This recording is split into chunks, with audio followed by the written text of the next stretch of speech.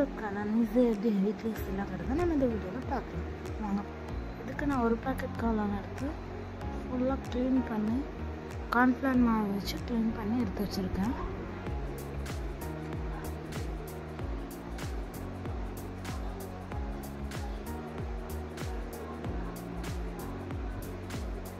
Clean பண்ண இந்த காளானை நம்மளுக்கு தேவையான ஷேப்பில் சின்ன சின்னதாக கட் பண்ணி எடுத்து வச்சுருக்காங்க. இதை ஃபுல்லாக கட் பண்ணி எடுத்ததுக்கப்புறமா இதை ஒரு பவுலில் ஷிஃப்ட் பண்ணிக்கலாம்.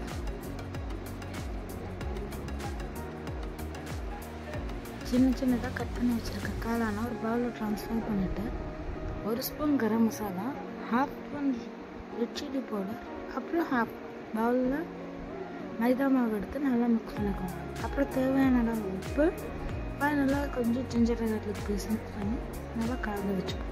இதை நம்ம மிக்ஸ் பண்ணுறதுக்கு நம்ம தண்ணி எதுவும் தேவையில்லைங்க. நம்மளுக்கு இந்த மஷ்ரூம் இருக்க தண்ணி நம்மளுக்கு போதுமானது. அப்புறம் ஒரு பேன் எடுத்துக்கோங்க. அதை நல்லா காஞ்சதுக்கப்புறமா எண்ணெய் ஊற்றி அதை நல்லா காய வச்சுருங்க.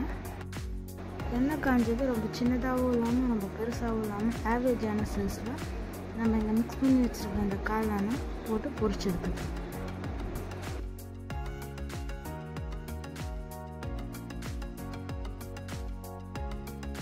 பொரிச்சு எடுத்த காளானை நல்லா ஆற வச்சுட்டு அது சின்ன சின்ன பீஸாக கட் பண்ணி எடுத்து வச்சோம்.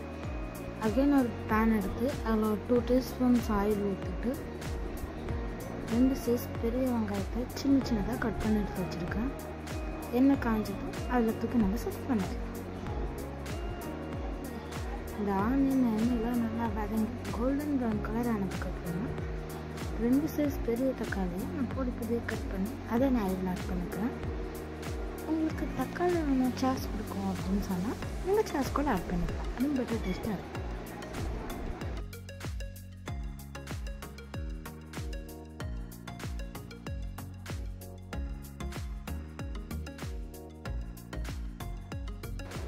இதெல்லாம் நல்லா மிக்ஸ் பண்ணதுக்கப்புறம் 1/2 ஸ்பூன் மஞ்சள் தூள், 1 spoon garam masala, 1/2 spoon red chilli powder and தேவையான அளவு உப்பு நல்லா மிக்ஸ் பண்ணிக்கோங்க. மிக்ஸ் ஆகி இதோட பச்சை வாசனைலாம் போகிற ஸ்டேஜில் ஒரு பவுல் எடுத்து அதில் 1 ஸ்பூன் கார்ன்ஃப்ளவர் மாவு, 1/2 கிளாஸ் வாட்டர் மிக்ஸ் பண்ணி கரைச்சி வச்சுருக்கேங்க. இதை நல்லா பச்சை வாசம் போனதுக்கப்புறமா அதில் ஆட் பண்ணி நல்லா கலந்து விட்டுக்கோங்க.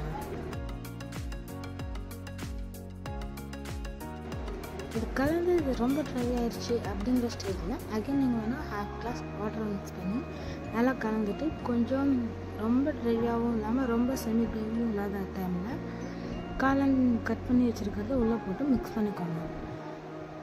நல்லா மிக்ஸ் பண்ணதுக்கப்புறமா ஒரு 5 to 10 மினிட்ஸ் லோ ஃப்ளேமில் வச்சு வச்சிட்டிங்கன்னா தான் நம்ம கட் பண்ணி வச்சுருக்க காளான் இதில் இருக்க மசாலா வந்து எஃபெக்ட் செட் ஆகும். இது நார்மலான காளான் சொல்லுங்க. இதுலேயும் நீங்கள் எக் காளான் வேணும்னா nothing to be as different. இதுலேயும் 2 முட்டையை உடச்சி ஊற்றி இதில் மிக்ஸ் பண்ணிக்கலாம். அதுக்கு இதெல்லாம் ஒரு சைட் தள்ளி வச்சுட்டு